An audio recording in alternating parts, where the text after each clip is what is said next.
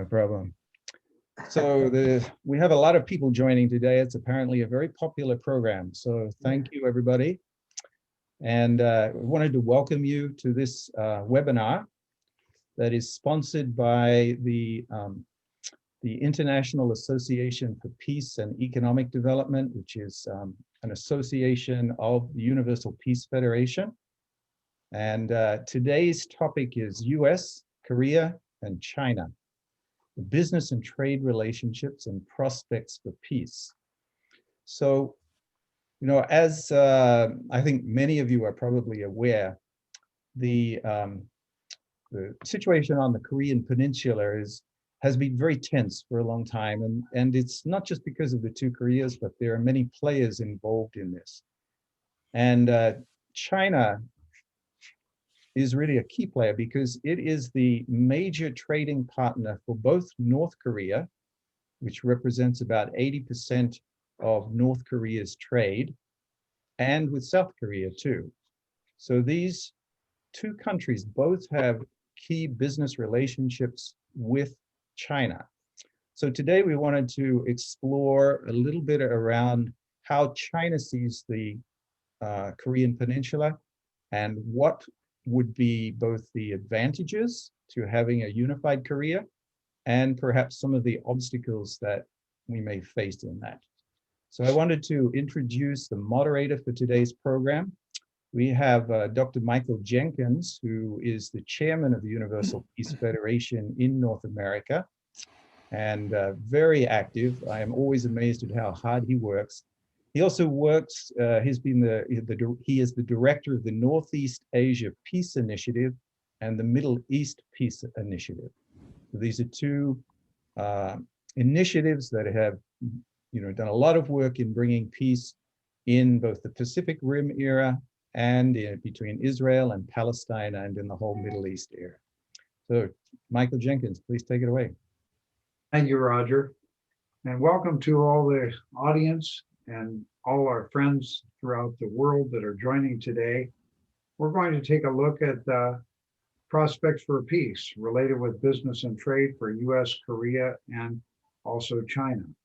And today we're also doing one of a series of programs that are focusing on bringing peace in Northeast Asia. Today's the business focus, the International Association for Peace and Economic Development. It's called IAED. It's an association founded by the Universal Peace Federation. And we also have associations of parliamentarians, members of Congress, heads of state, religious leaders, media, and also academic leaders from all different backgrounds. And we're going to take every Tuesday for the next 2 months and be focusing at 2 p.m. on the same hour on these different aspects of understanding how we might help develop the peace between the nations that are there in Northeast Asia. Our first speaker today is very well known throughout the United States and especially in Washington. He's the chairman of the Washington Times, and he's also the global coordinator of this association, the IAED. He also chairs the very large business group called H.J. Magnolia U.S. Holdings. And he's also working with the Washington Times Global Media Development Corporation. I'd like to welcome at this time for opening presentation, Mr. Thomas P. McDivitt. Welcome, Tom. Thank you so much, Dr. Jenkins, my good friend. And it's so good to see people from all over the world here today. Isn't it amazing? Even though we can't be in the same ballroom for a conference, there's somehow a different and even deeper level of connectivity as we kind of zoom in with one another, no pun intended. And it's a pleasure to be among the panelists, very distinguished people, some new friends and some old friends like Bill Gertz, who we've worked together for many years. As Dr. Jenkins said, I am doing what I can to coordinate the IAED around the world. And it's a unique network together with the other associations of UPF that's over 160 countries now, I think. And these are like-minded folks that care about peace. There's 3 core values, pillars, if you will, that kind of frame our approach to the issues of the Korean Peninsula, and of course, the major geopolitical balancing act that's going on and will go on for decades between the People's Republic of China and the United States of America. Without a doubt, in our view, that is the most important issue to deal with. And there are myriad problems and also great opportunities. We believe that it's really in the interest of all humanity that those three core values of UPF be discussed and made part of our rubric of how to approach things. And here's what they are. It's first, interdependence, that we're all interdependent on one another as human beings, but also in nation states and regions geopolitically. That's why I'm so excited that Dr. Hak Jong Moon, the co-founder of UPF, about 2 years ago, saw fit to launch an initiative called the Asia-Pacific Union. We believe that, similar to the US policy of Indo-Pacific, that it's absolutely vital in the neighborhood of Asia that our countries work together for the sake of the highest order of value, respecting human rights, respecting free trade, and most importantly, generating a 21st century vision of sustainable peace and prosperity. Interdependence is the first one. Second is mutual prosperity. Not that we're taking from one another in the era of competition, but that we help build economic systems that can generate value and wealth all over the world. And thirdly is based on shared universal values. We could take a whole day to unpack that, but those values include the dignity of human life, freedom of conscience, freedom of assembly, freedom of the press, the value of the family, the spiritual nature of a human being. I'm especially interested in anything related to China. From the time I was just in college, I always loved to consult the I Ching, believe it or not, and started practicing Tai Chi, besides loving Chinese food. But somehow China has always been part of my interest set, along with Korea. With that in mind, we launched IED to set up a business network of leaders who believe that business should exist for a higher order.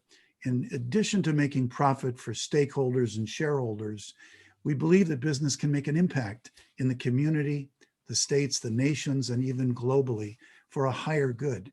And that's really exciting. We launched this conference back in February of 2020, this initiative, and we had good friends like President Bush 41's son, Neil Bush, who attended, has done a lot of work in China, as you probably know, and also our good friend Jim Rogers from Singapore, well known in Asia as an astute investor. And Jim has a view of what Korea could be like if the DMZ comes down. If it gets unified, that region of the world can be the hottest place for investments. As our good friend Ambassador Christopher Hill always reminds us, any change to the Korean Peninsula has to be done in a manner that doesn't threaten China. Obviously, Korea and China are intimately connected, like the US and Canada, obviously. But at the same time, we look to a future in which true peace can be affected through the work of our global leaders, our national leaders, and business leaders like all of you. We invite you to get involved with IED, whatever country you're living in, and please work with us. And I think we have a lot to learn today from our panelists. It's a pleasure to be among you. And with that, I'd like to wish you the best of health. Stay healthy, stay well, and look forward to a great presentation today, great panel. Thank you, Dr. Jenkins, and God bless. Thank you, Mr. McDivitt, Chairman of the Washington Times and Chairman of HK Magnolia. Thank you for helping develop this association globally, as you're the global coordinator. And I see a lot of developments occurring with Jim Rogers and others in terms of the business opportunities if peace comes to Northeast Asia. Our next speaker today is Mr. Ben Lai. Mr. Ben Lai is president of the China-U.S. Business Association. It's a U.S. business founded in 2005, a for-profit corporation, and a non-governmental organization. The China-U.S. Business Association is a membership enterprise.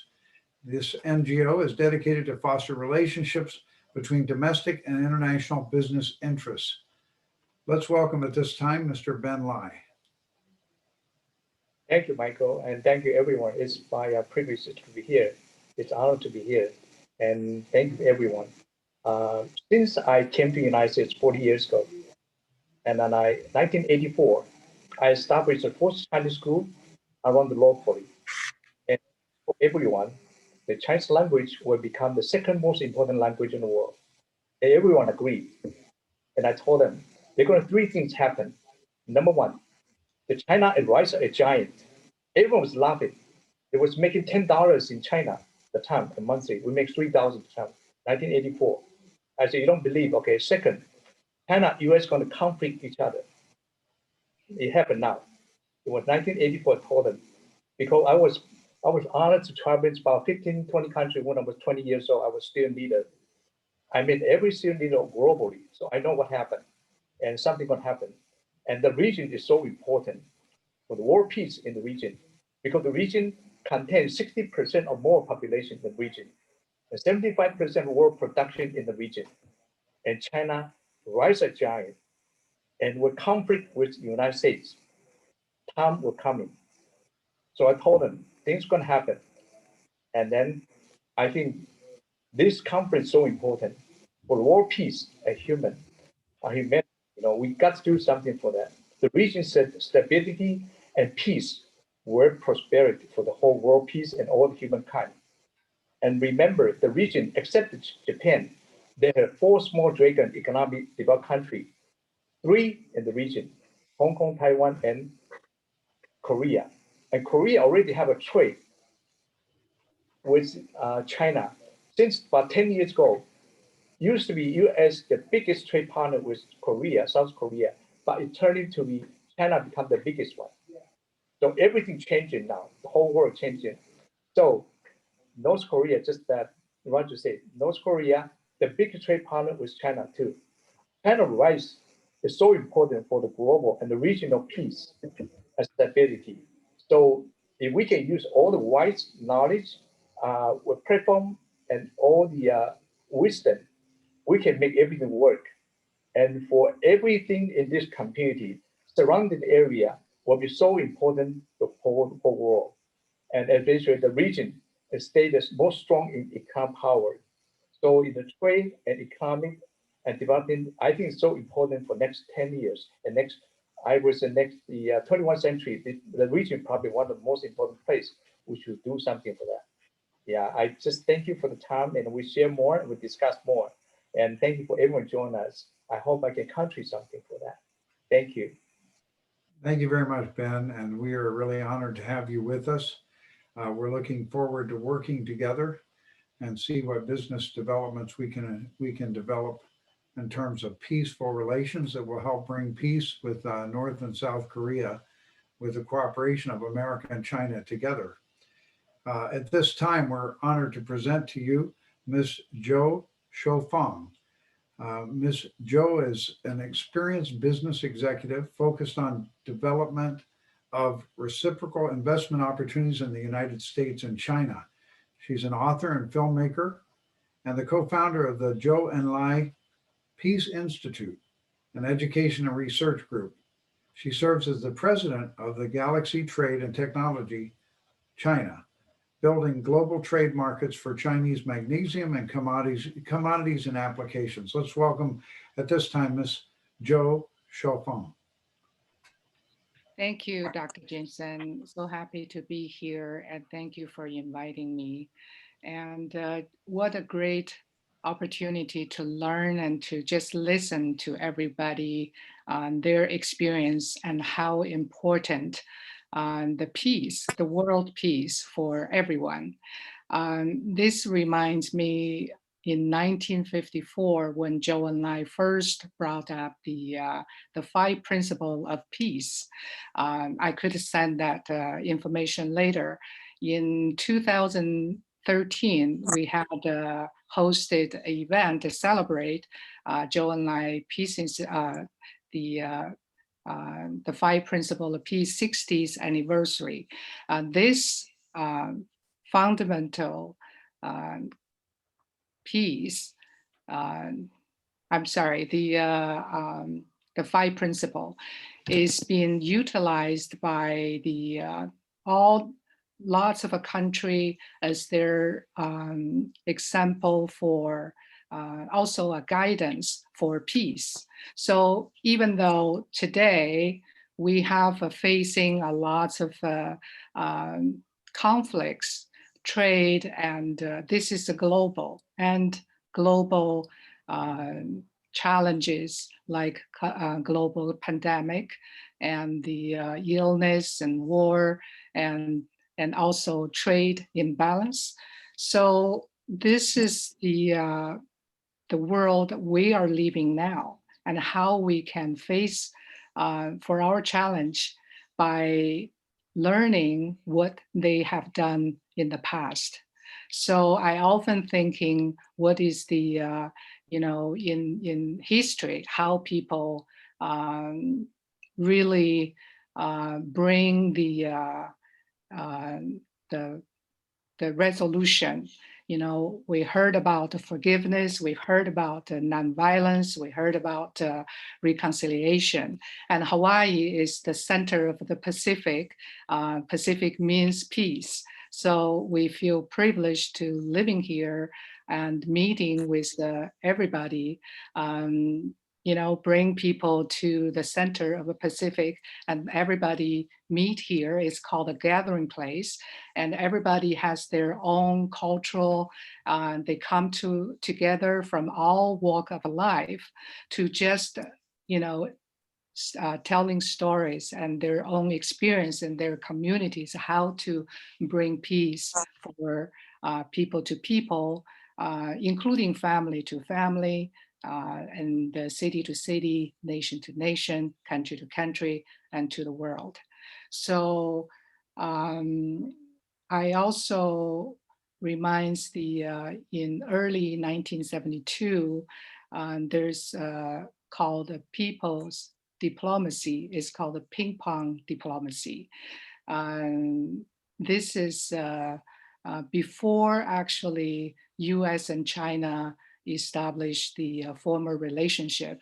And Premier Zhou Enlai heard there is competition championship for ping pong in Japan.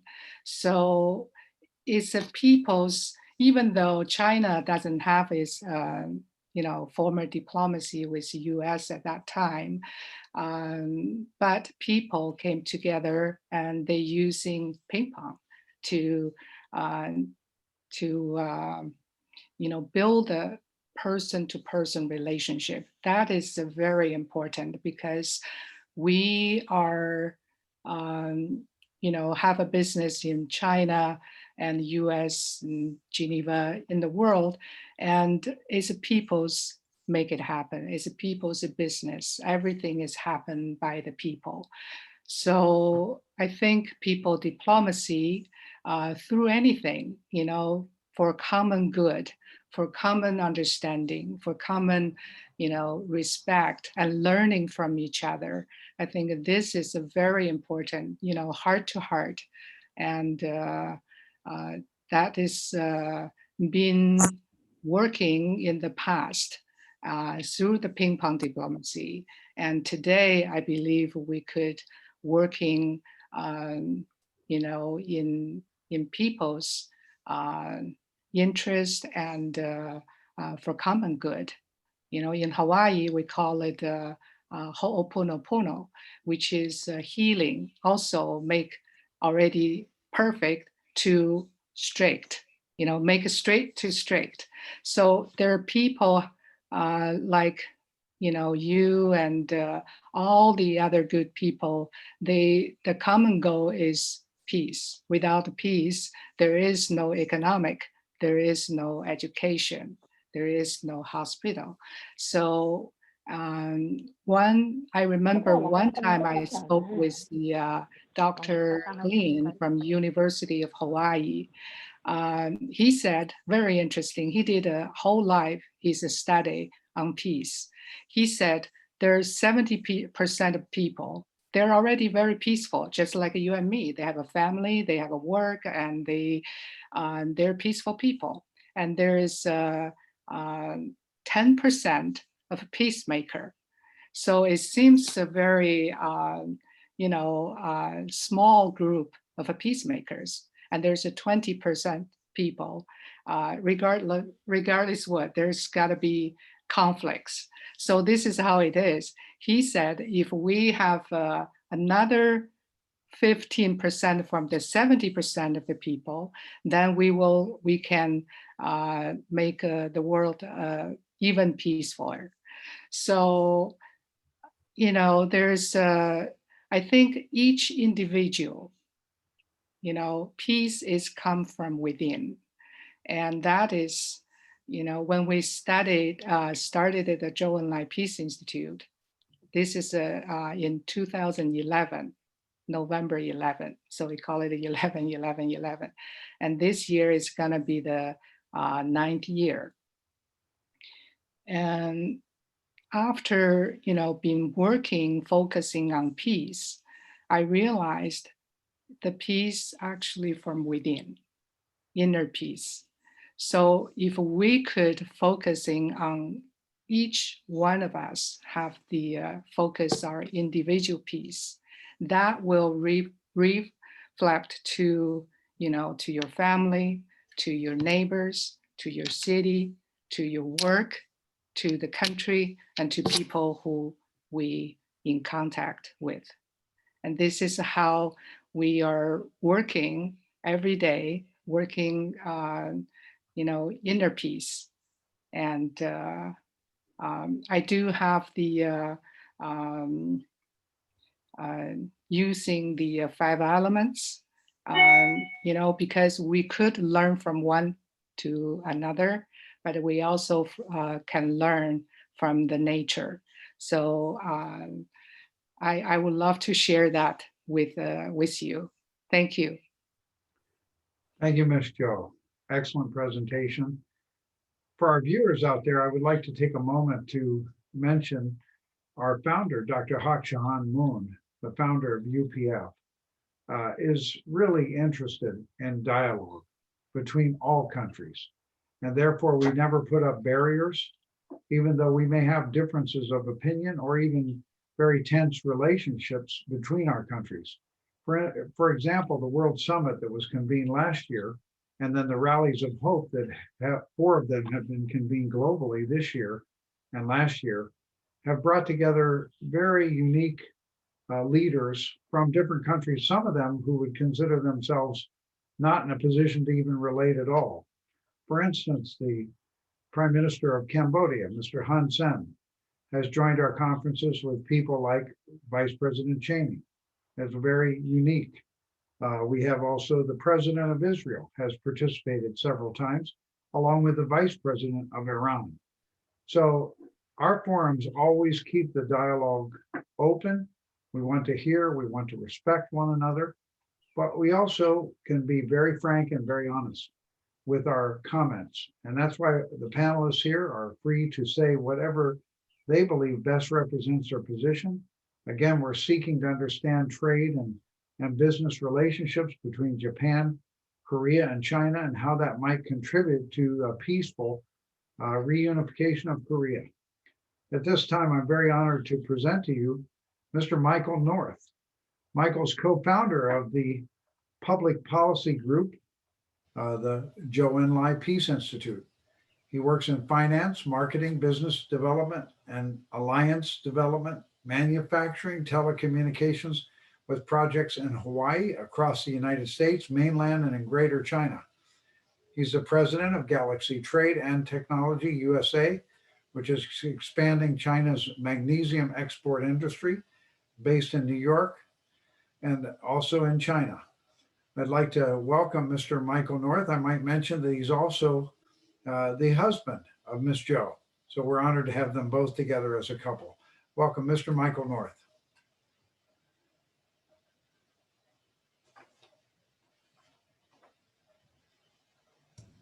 You are muted. Can you unmute? Mike. There we go. Thank you very much for that kind introduction.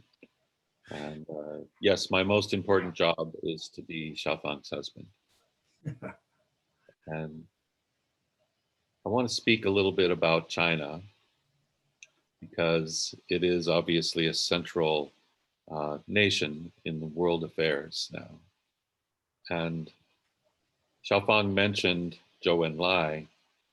You know, we can try to solve an issue like the issue of North and South Korea by looking at the waves of the ocean and judging what might be underneath by the waves.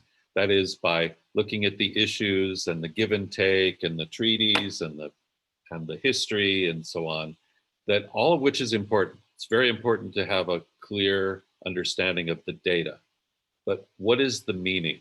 What are the principles that underlie it? And our first speaker today talked about some of the principles.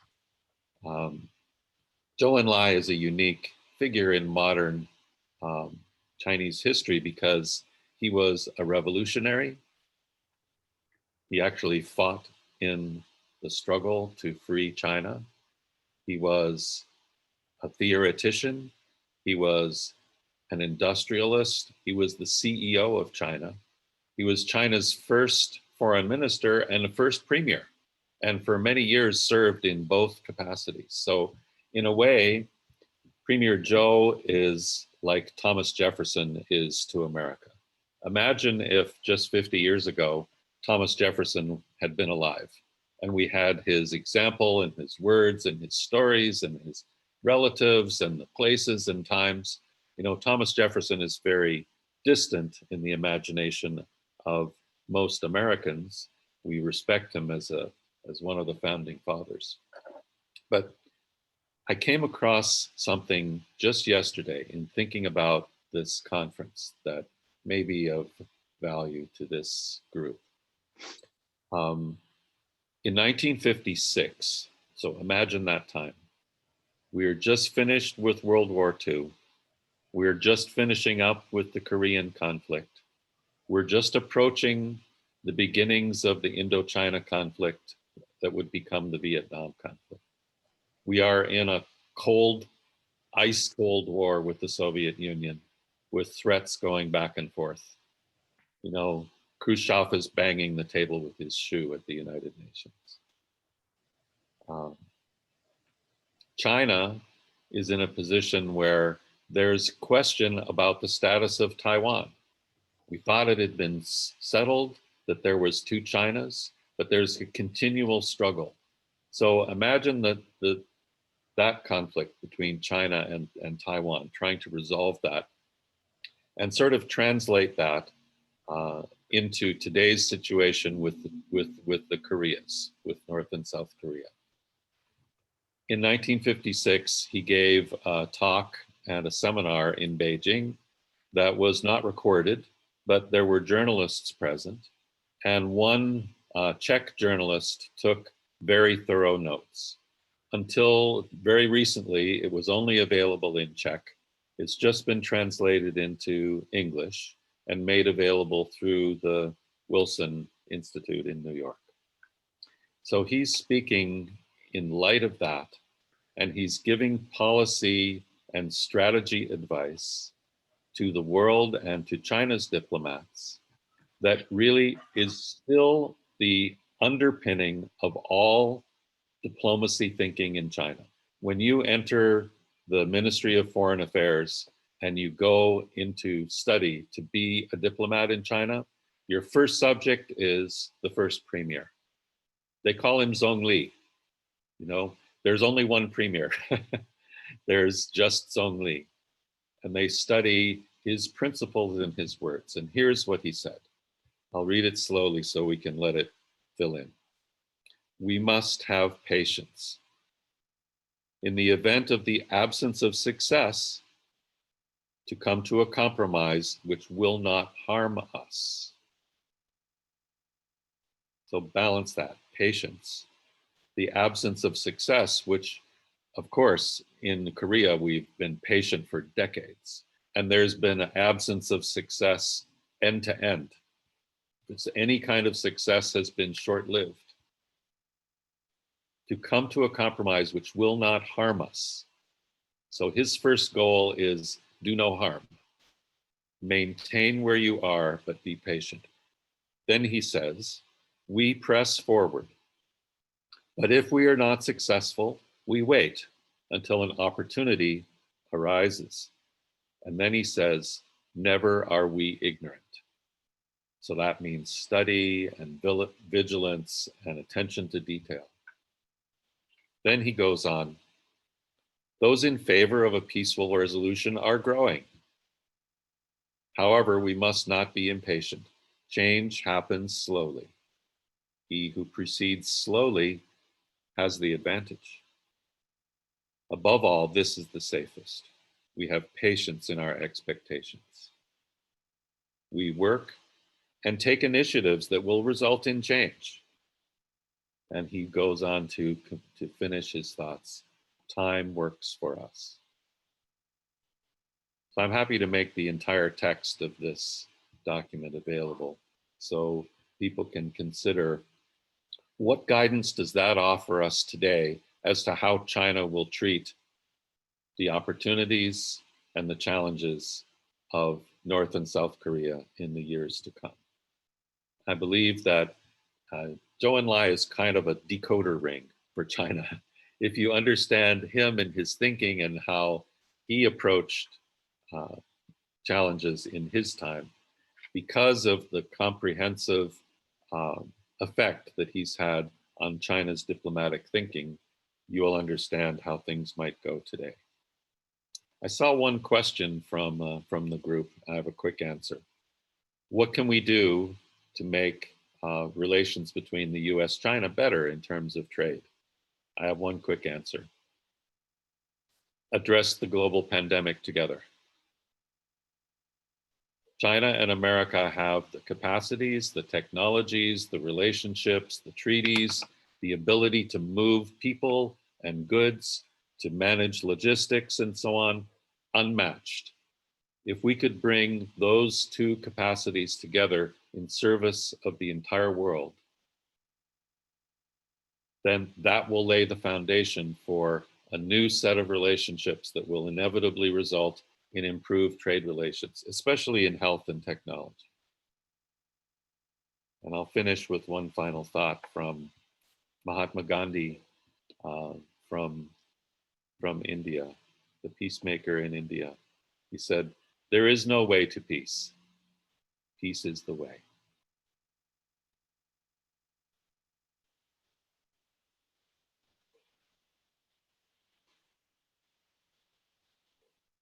Michael Jenkins, we can't hear you.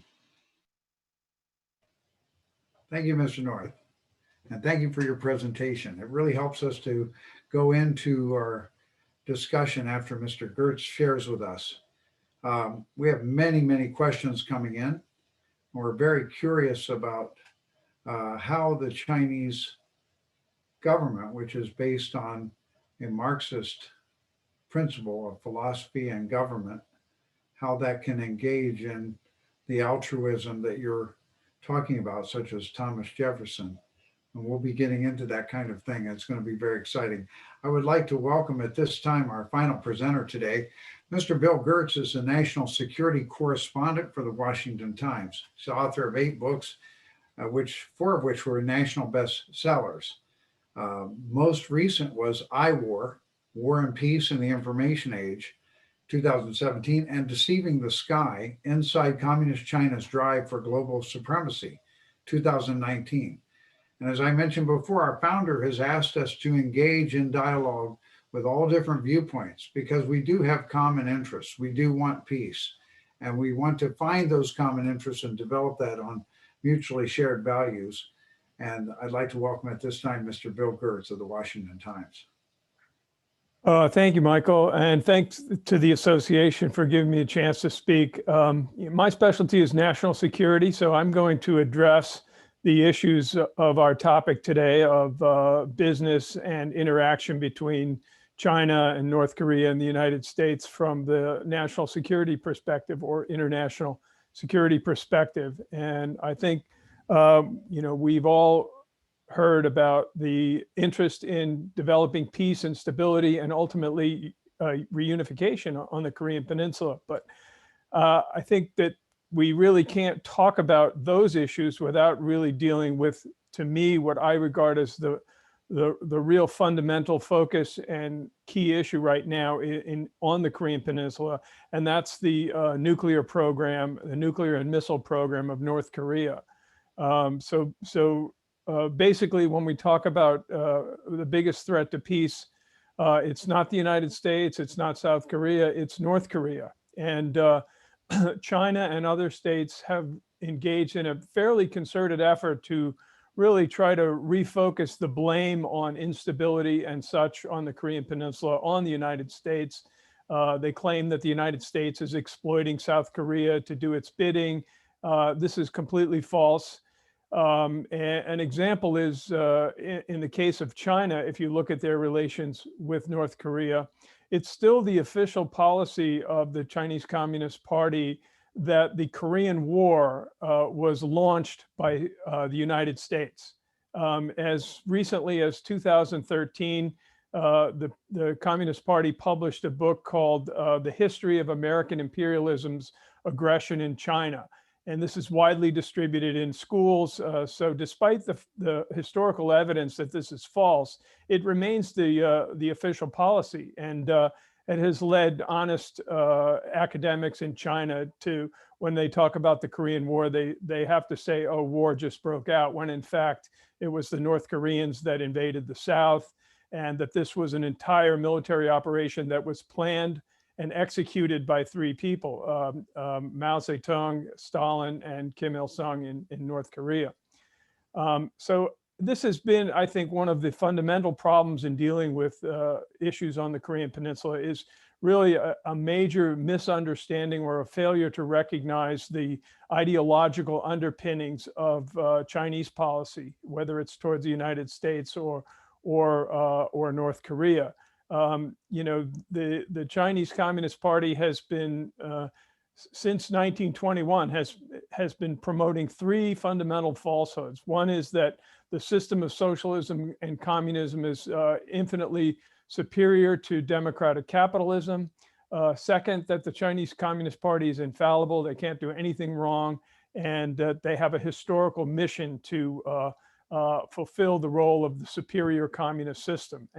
And last, and significantly, they believe that global imperialism led by the United States is moribund and evil, an insidious grand conspiracy to subvert and sabotage the communist movement led by the Chinese party. So that's kind of the underpinning. And I'm simply amazed that when I interact with senior officials from the US government and even in the intelligence community that don't grasp this.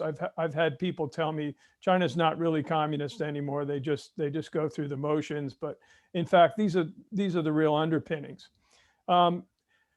And let me say I think the underpinnings for unification of North and South Korea, there must be a precondition for that. And that precondition is that there can be no reunification with a totalitarian regime in the North. I think the model for this is East and West Germany. It was clear to the West Germans they weren't going to reunite with a communist East Germany. And it wasn't until that regime collapsed that reunification could take place. Secondly, I'd like to say the Trump administration has broken a pattern of ambiguity and really kind of feckless negotiations to try to solve the nuclear problem. The successive administrations engaged in the six-party nuclear talks, which involved both China and Russia and North Korea, along with the United States, South Korea, and Japan. And they did not produce anything. It became the process was the most important thing. Producing results, actual denuclearization, never happened. This was the beginning that Trump abandoned the six-party talks and he went to direct talks with North Korea and basically said, look, this is where the issue is. Let's deal with it one-on-one. So by removing China from the equation, it began to produce some results. Right now, the Biden administration is reviewing that. They're more likely going to go back to additional multilateral talks. And and that. The final point on that is that the North Korean nuclear threat is no longer a Korean problem or even an East Asian problem. It's a United States security problem. And this was brought home very visibly in October of last year when the North Koreans rolled out during a military parade the fourth new intercontinental range ballistic missile with a nuclear warhead capable of targeting US cities. So they now have 4 nuclear weapons, intercontinental range missiles that can reach the United States. They didn't have this as little as 10 years ago.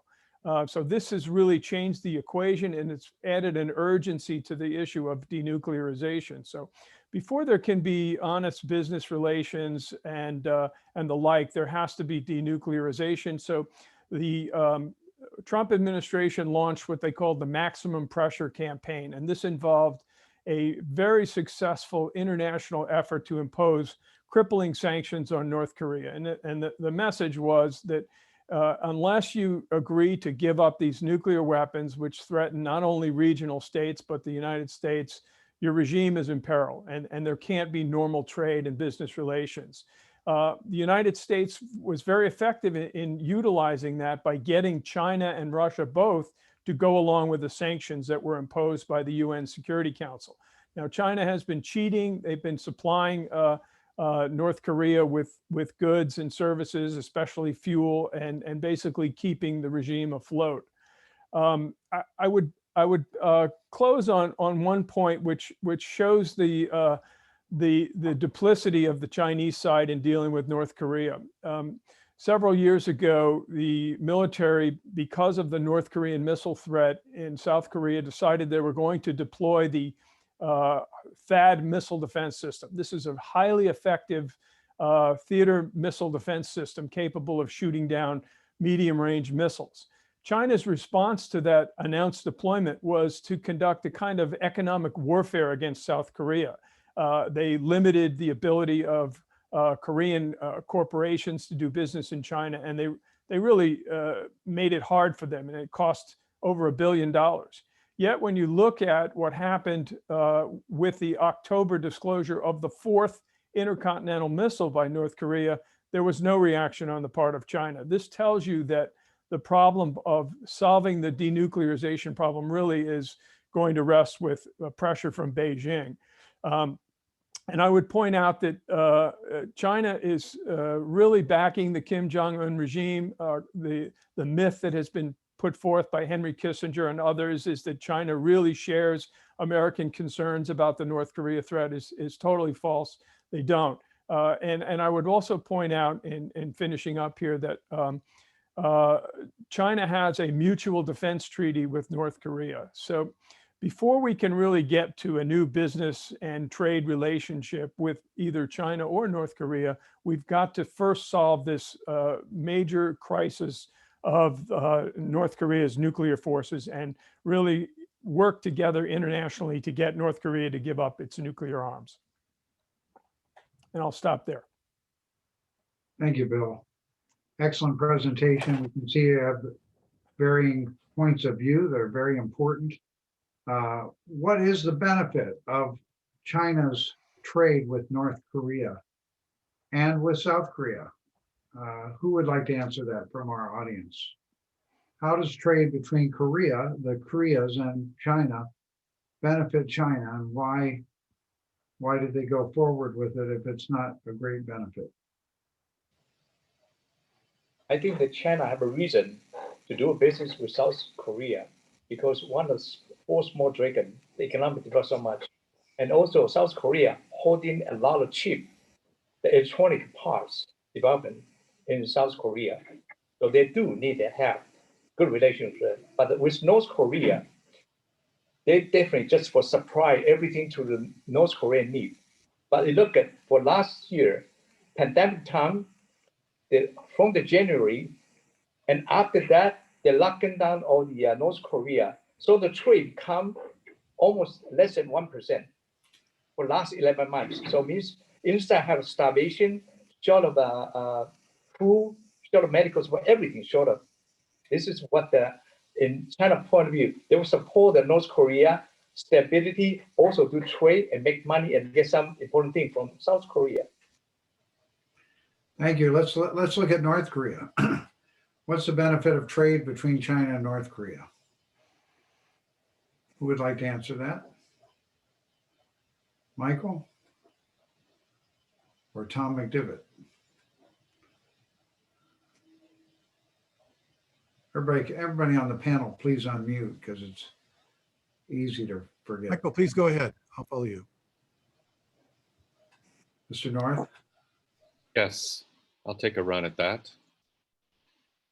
Wherever trade of any kind, even if it's just token, even if it's just temporary, even if it's just restricted, even if it's just symbolic, wherever trade of any kind can be initiated that exemplifies good faith, that exemplifies equality, it should be attempted, it should be fulfilled. We can't stop ourselves by saying, well, we need to have the entire universe of problems solved all at once or we don't have anything. Let's define one small project that could take place between the two Koreas. That would be real, but that would have some limits on it so that people can see how it works, they can relate to what is accomplished, and then have something to build upon. I go back to Zhou Enlai again, because to me, he's an exemplary diplomat of his time. When they made the Shanghai communique between when Nixon and Kissinger were there and Zhou Enlai and Mao Zedong were in Shanghai, after a week of knock them down, drag them out discussions, they came to a very, very small agreement that was common ground. They loudly proclaimed all the disagreements that they still had, but they had one agreement that was, okay, we'll establish for 1 year, we'll establish a little trade office, an American trade office in Beijing, a Chinese office in Washington, and let people talk and let's see what can be done. From that tiny little beginning came many substantial things. One brick laid on, one brick laid on, building confidence, building mutual understanding, building mutual respect, and very often on a personal level is the way that diplomacy gets done. And I submit that we sometimes get caught in the no doubt justified, highly emotional and highly principled ideological discussions and debates. I'm not minimizing those. Those are important, but we can get caught by those and thereby not make any real progress. Let's find ways, let's challenge the creativity of South Korea, the creativity of North Korea, their families, their towns, their communities that have been separated for so many decades. Let's challenge them and welcome any small thing, support any small thing that they can generate that will show some positive motion. Thank you. Mr. McDivitt, why trade with North Korea? Say again, the question again? Yeah. What's the benefit of the trade between China and North Korea? Why did they do it? Well, from China's perspective, of course, there's economic benefit in it, but I think it also, without the trade from China to North Korea would famish. So in that sense, without China behind it, North Korea couldn't continue to function. I think Ambassador Joe DeTrani pointed out a very important insight just the other day in The Hill, a publication in Washington, kind of giving some sense of perspective to the new Biden administration about the question of denuclearization. And it relates to trade, not so much with China and North Korea, but the US's position with the surrounding countries. And Ambassador DeTrani points out that he's guardedly optimistic that we can get North Korea to denuclearize completely and verifiably if we can accept that North Korea will not give up its nuclear weapons until it receives, in an action for action, commitment for commitment process, the security assurances it needs, and a path to normal ties with the US with access to economic development assistance and foreign direct investment. I agree with him there that the conditioning process on the normalization of relations, as well as on the dismantlement of prison camps, for example, of political prisoners, is an issue that North Korea knows that the Biden administration will pursue. I think that's what really is going to be happening. And so from that standpoint, I think that we'll have to see how the Biden State Department and NSC and how the policy unfolds. But I think I think Detrani has a good perspective on what things will look like in the months to come. Very good, Tom. Yes, Mr. Benlai. Very simple, two things. Since Korean War, North Korea and China are the brothers. Obligation, they will support everything to North Korea. That's number one. Number two, there are 871 miles border between China and North Korea. Something happened to North Korea, the refugee were threatened into the mainland China right away, and right next to the Beijing capital. So stability for North Korea is also good for the mainland China. Thank you. Ambassador to Korea, Christopher Hill, said that China would be able to let go of North Korea if they could really see a Korean Peninsula that did not threaten their security. And also, there is no economic benefit that we can see from many of our past participants of these panels for China and North Korea to trade. It's an imbalanced trade. It's really a support for North Korea. But also China is not happy with the North Korean nuclear development. They don't want a nuclear conflict or that threatens the economic development of China. So why is it that China will not work with the United States to help build North Korea and South Korea into a unified, healthy economy? What is blocking that? Ms. Jo, would you like to comment on that? And then Bill Gertz?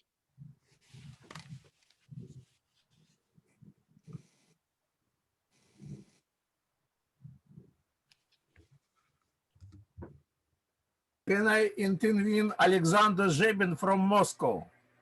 No, please let the panelists respond. Okay. Michelle? Yeah, Michelle. I'm sorry, Dr. Jensen, did you say my name? Yes. Yes. Okay. Yeah, Can if you- you'd like to give some insight on that. Why doesn't China and America cooperate together to build a unified North Korea that's economically prosperous and doesn't threaten China? This is a very complicated question. And the simple answer is why not? Why we cannot start peace talk? You know, why we put aside our differences and talking what is our common interest, and that will benefit for everybody.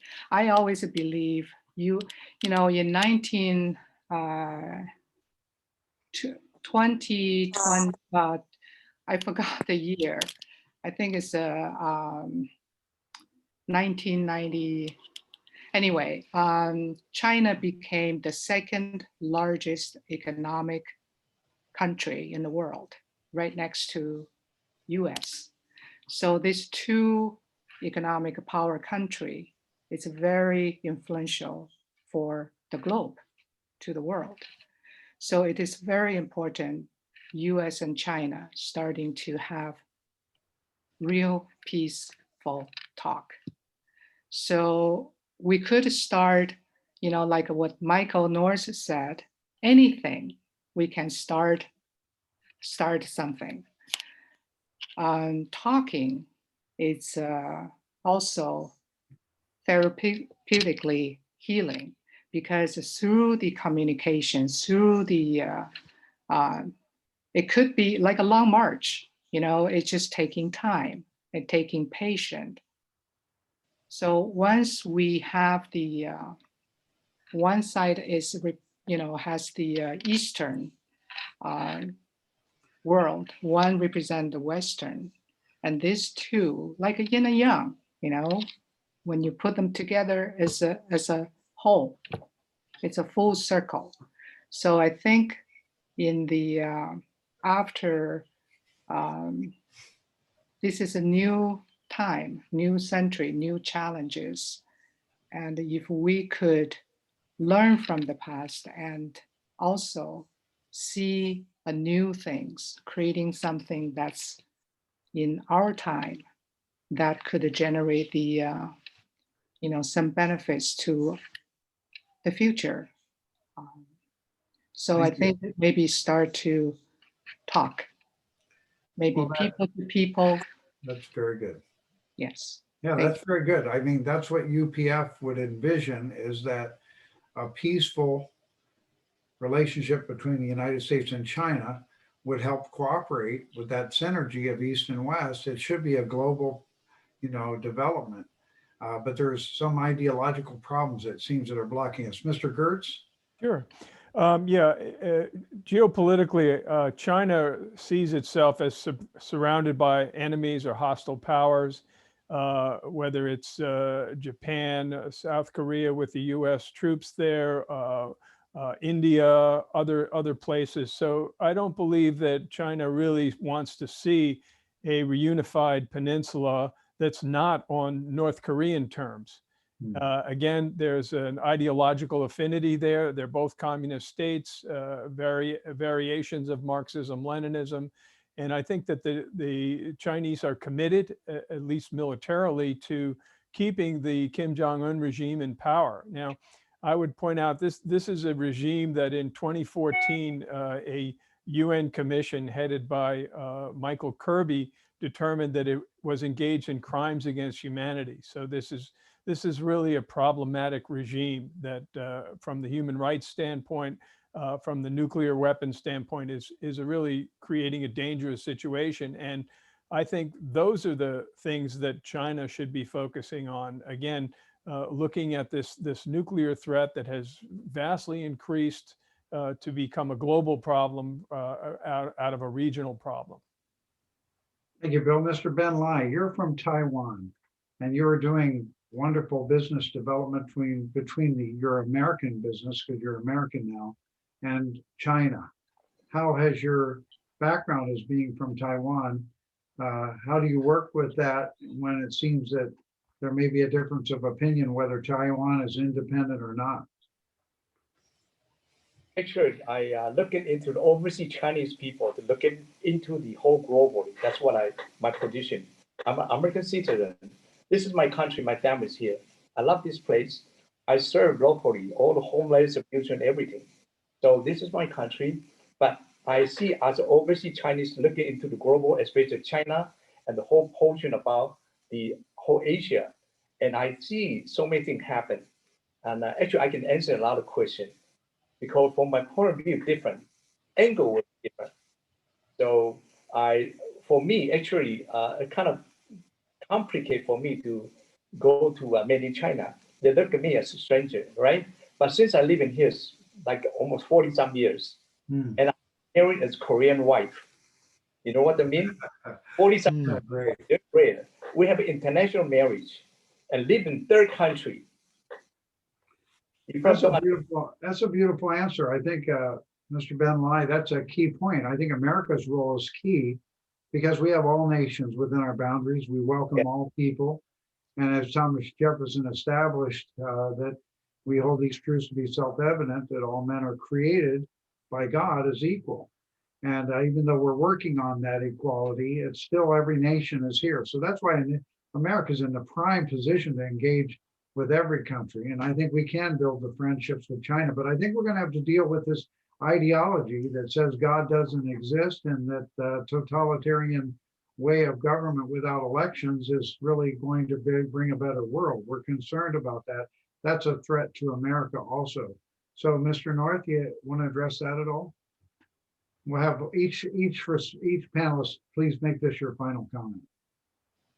I can address it in a very concrete way, in that we have formed a company that is very active in China and incorporated under Chinese laws. And it's also, the headquarters is an American company. So the leadership, the initiation, and the initial capital came from America. And then expertise and people and capital and all technical resources and so on have folded in very smoothly with the American and now European resources. So we are focused on a business objective. You know, it's the global market for magnesium. I could go into that in detail, but there are great resources in China that are underutilized, that have a tremendous value in the global economy, and many countries and companies need the magnesium that China has. So the object is for us to serve the international community through a business that is reciprocal, where we have the strengths of each and the other. And I can tell you that the people who know each other, the families who know each other, the communities that have interlaced, and the achievements of that business are making a powerful contribution to peace between America and China. It's something that we know is being followed closely by city and provincial level and by national level people in China. And we know that those benefits are real. They're not going anywhere. They're not subject to political differences. And I would urge everyone here in this call to find ways that you too can contribute. Of course, your heart, your words and your ideas, but in your actions, in your investments, in your business. Everybody here who has a business in America can benefit by doing business in China and with China on principles of equality and following all the rules of international trade and protection of intellectual property and so on. Yes, very important. Those policies are followed. But every one of us here, every box on this screen, all the 150 or so people here can do something small, you know, and you can do something today. So if we all do, then all of those small actions and all of those projections of heart will merge in a way that will have an effect on our lives and our families and our future and our children's lives. Thank you, Michael. Mr. Ben Lai? Yeah, I was blessed by my background. I lived in Taiwan 30 years. I know the Chinese culture, history, language. I lived here 40 some years. I know American culture, history, language. And I believe these two had to really find out a solution. What's the solution here between this one? Because our marriage was international, I found in the future peace had to base on cross-cultural communication and understanding. Very good. Very good. That's totally in line with UPF's view that bringing families together, even intermarriage, is a beautiful thing. So Michael and Miss Jo, you're pioneering that way also. So Miss Jo, would you like to give some final remarks? Yes, let's just continue the legacy of our ancestors or recent heroes of peace and learn from them, and looking really far, not just what we have now, but also thinking of the future, our children. So when we do things without thinking just what we have right now. So from the past and the future, we are what we're gonna do. So we have this is an equation I think we could have figured out at this time. Thank you very much. Mr. Gertz? Yes, my concluding comments would be that the key to peace and stability and reunification in the Korean Peninsula is to tell the truth. And we live in perilous times right now where truth is a moving target for many people. And we need to understand that truth comes from God, from heaven, the sky, the creator, whatever you want it to be. But unless we understand that there is a central truth, we are going to be faced with very, very difficult choices in dealing with geopolitical crises and threats. Excellent. Thank you, Bill. And final word, Chairman McDivitt. Thanks, Dr. Jenkins. Thanks to everyone on the panel. And I think, I hope this is the first of many conversations on these critical issues.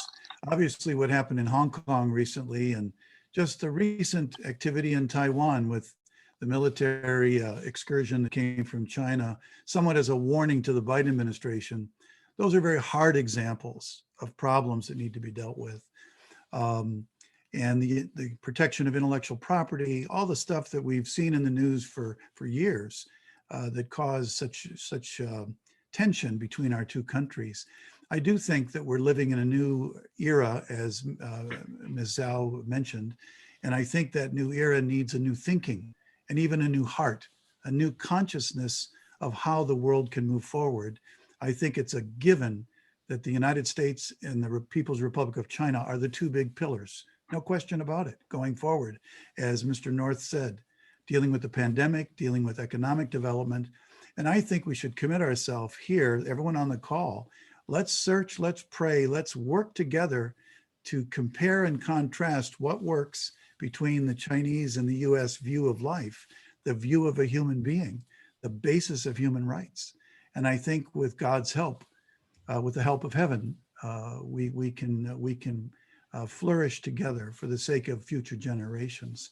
I really appreciate this opportunity. I've learned so much, and I really hope it's the beginning of many. Thank you, Dr. Jenkins, and thanks for the UPF team. Great job. Thank you. Thank you, Mr. McDivitt. I really want to thank our panelists and our audience. We apologize to our audience that you couldn't join in the conversation. Mr. Jabin's a very prominent leader. We'd like to take your questions and get answers through the chat, and we'd like to develop more forums like this. So we appreciate your participation. And Mr. James Rogers, who's a close friend of UPF and quite a globally recognized investor, said that if North and South Korea could come together, it'll be an economic explosion that will affect the United States, the West, and the East in a tremendous way, in a positive way. It took China and America's cooperation to make that happen. That's what we're hoping for. We want to see us come together and understand there are common values and there are common interests that also have to do with really understanding there is truth that comes from heaven. We are grateful for this opportunity to be with you. I'd like to ask Mr. Roger Weatherall to come back and tell us about our next IAED program that's coming up. And don't forget, every Tuesday, we're going to be here at 2 p.m. with a different focus on North and South Korea. Thank you. Thank you very much, everybody. Yes, I have certainly learned a lot during this discussion. It's been very lively, and I think we've seen some different viewpoints expressed. And I really appreciate the fact that we can do that and we can sit down and listen to each other and hopefully understand each other's viewpoints, a little bit more and realize that we all primarily want the same thing. As Dr. Jenkins mentioned, we are doing a program every Tuesday in this time slot from 2 o'clock to 3 o'clock. Each program has a different theme. I believe the one next Tuesday is going to be our International Security Council for Peace. Is that correct, Dr. Jenkins? Yes. That's right. So that will also be a really fascinating program where we bring together, leaders of nations to talk about these issues. And there's even this coming Thursday, there is also a program which is going to be sponsored by the IAPD, right, which is the Interreligious Association for Peace and Development. So if you would like to find out about these programs, if you'd like to listen to them, you can go to our website at us.upf.org and you can sign up there. If you're primarily interested in the business and economic sphere, and you have not done so already, I posted a link into the chat window. If you scroll up a little bit, you'll find that. That's a registration form to sign up for our mailing list. So thank you very much. We will have another IAED one on the first Tuesday of every month for the rest of this year, focusing on this issue. If you know people who can speak about this issue, then please recommend them. We're really interested to expand the sphere of influence that we can have, the number of speakers that we can have on these programs who can speak to these issues and generate a lively debate. So thank you very much, everybody. Thank you to us, our panelists, our speakers again, and to Michael Jenkins for your hosting of the program. Okay. Have a nice afternoon, everyone. Thanks. Thank you. Good to meet you.